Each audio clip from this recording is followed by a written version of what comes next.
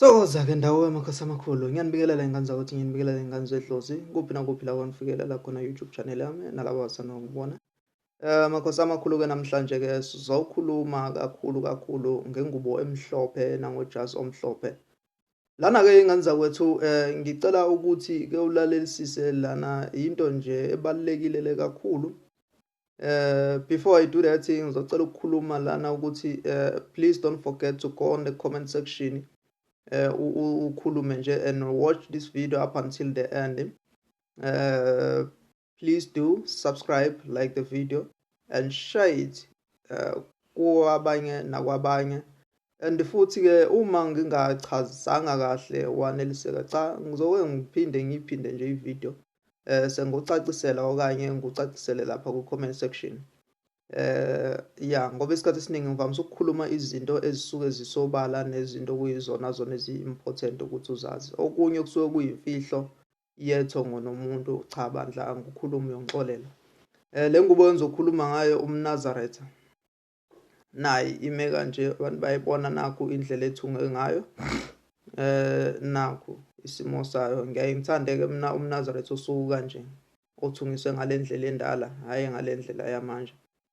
UmNazaretha impela waphuma ngalezi ikhathi ze-prophetho sakudala. Okay-ke ingane zakwethu, le ngubo-ke ingubo lena eyamandla nengubo yobungcwele.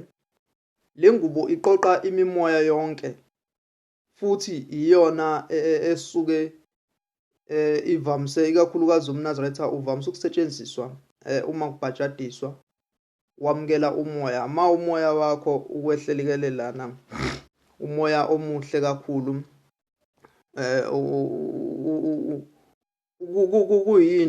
kuyingubo nje yesibusiso nengubo eqoqa ehlanganisa imimoya nezidalwa zonke egazini lakho. If bengingayichaza ngenye indlela bengathi mina ilapho become khona a single cell. Angazi kodwa-ke singathi sengiya ephathini yey'fundiswa, ake ngichaze nje kahle la ngendlela elula.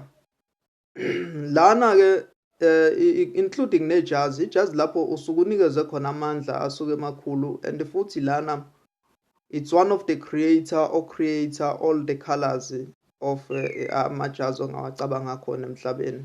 Ingakho ngithi la kuphethe imimoya yonke isuke iphelele la.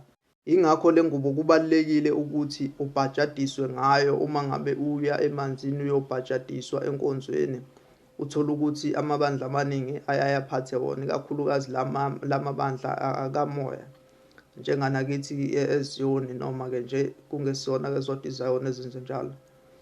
Kuhle kakhulu ukuthi uma uyobhajadiswa uthole le ngubo, umbathe ngayo ingubo emhlophe, ingubo yamandla enqoba izinto ey'ningi. If-ke uphiwe kuyona, it's very difficult ingane zakwethu ukuthi ukwazi ukuthi umasterishe. It might take you isikhathi eside kabi unless uyilo muntu okhonze kakhulu ukulinda, nanokuthi vele isidalwa esiseduze esasisebenzisa le ngubo siyakwazi ukusheshe sikulekelele uma ngabe sikhona. Kodwa if you are the first one ukuyiphiwa in your generation, in your household, kunzima ukuthi usheshe umasterishe amandla ale ngubo noma amandla alo jazi omhlophe. Lana-ke ingane zakwethu, leli ijazi engalibiza ngokuthi all in one, ijazi lamandla elihlanganisa nje idalwa ngedwala. Imvamisa-ke futhi isikhathi esiningi uvamise ukuhlushwa ikakhulukazi imimoya eminingi kakhulu. Uma ungabe umbathwe mhlasimbe isidalwa esasimbatha sikunikeza lamandla, futhi usuke uphiwe amandla, noma ungenwe isimo somuntu esingamthatha njengokuthi na-ke uyinhlokodlozi yasekhaya. Sengiyanihlephulela nje kulokho. Kahle kusuke kuyimfihlo nje yabantu, yomuntu nangomuntu nesidala sakhe.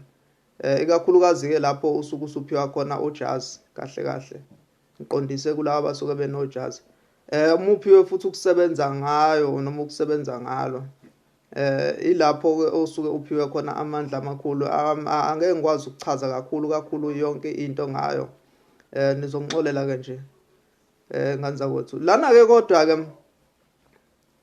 ave lilihle linamandla uyakwazi ukwenza almost zonke izinto kodwa ezenziwa amanye amajazi izimo nje eziningi liyakwazi ukuzenza kodwa kubiza wena ukuthi ulinde uthandaze.